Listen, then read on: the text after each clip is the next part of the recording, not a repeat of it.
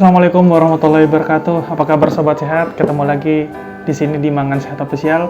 Hari ini kita akan membahas salah satu bahan yang selalu digunakan di dapur dan ini sangat penting sekali untuk bagaimana menjaga kesehatan kita. Apa dia? Yaitu garam.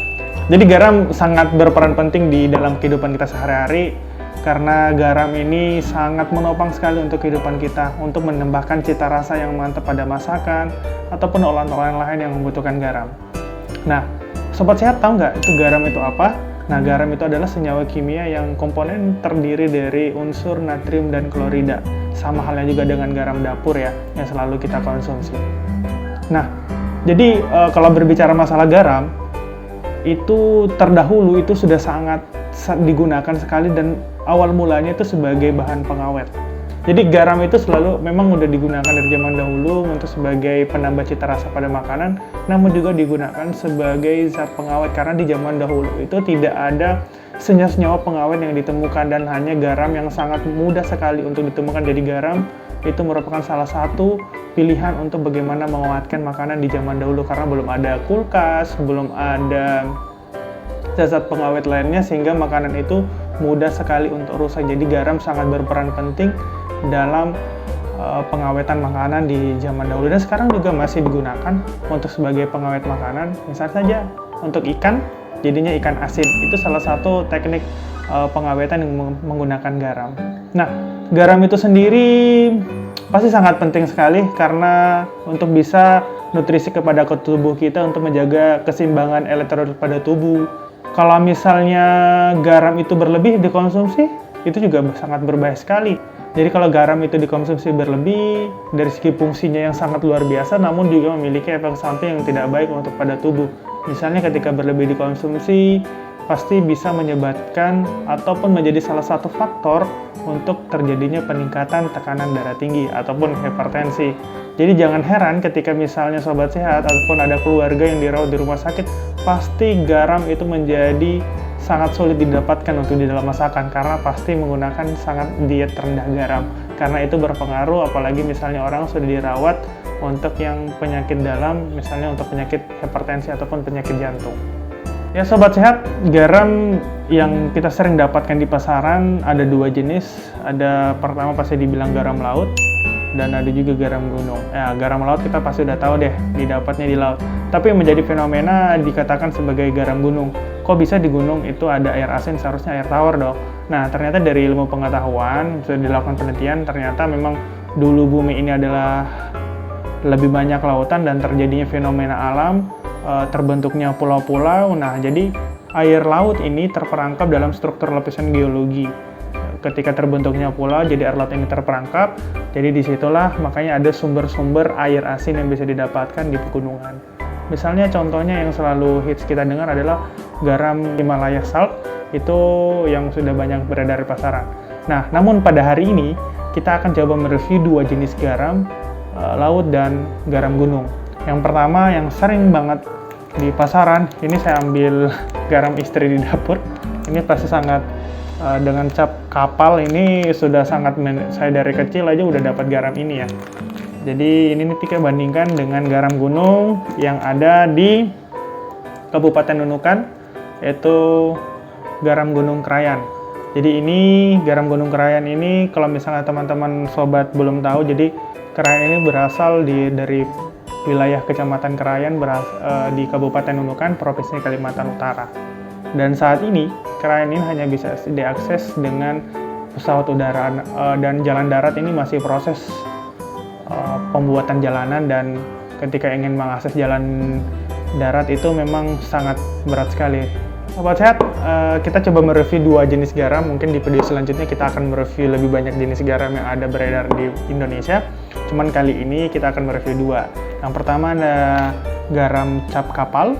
Ini yang paling sering sudah kita konsumsi dan ini dengan berat bersih 500 gram itu dengan harga 5.000. Kalau dengan garam Gunung Krayan, ini di garam Gunung Krayan ini ada dua tempat produksi, cuman saya dapatnya yang untuk lokasi Long Midang dengan merek tusuk abu ini dengan berat 190 gram Ini untuk di Nunukan saya dapatkan dengan harga pasaran 25.000 satu botol seperti ini.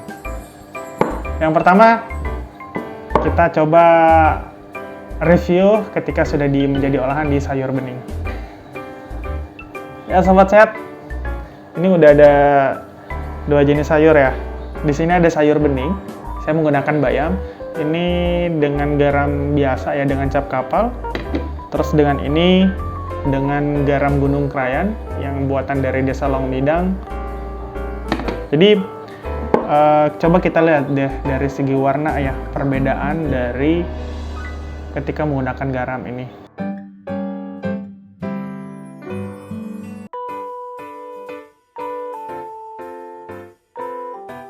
Jadi kalau dari hasil penelitian, ini udah pernah diteliti di Farmasi Unmul oleh Kak Hari Agrobi angkatan 2006, bahwa kadar klorofil yang ada pada sayur ketika sudah dimasak dengan menggunakan 2 garam, dan ternyata kadar klorofil yang ada di sayur itu tidak berbeda secara signifikan. Jadi tetap sama saja, cuma dari segi perbedaan warna saja yang berbeda. Yang kedua, kita coba dengan testi rasa ya. Oke, saya coba rasa.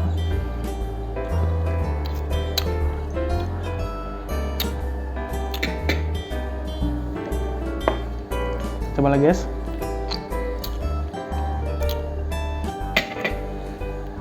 Ya dari segi rasa, kalau garam biasa itu lebih lama nempel di lidah. Saya rasa ada perbandingan berapa detik perbedaannya antara menggunakan garam biasa sama garam Gunung Krayan dari segi rasa.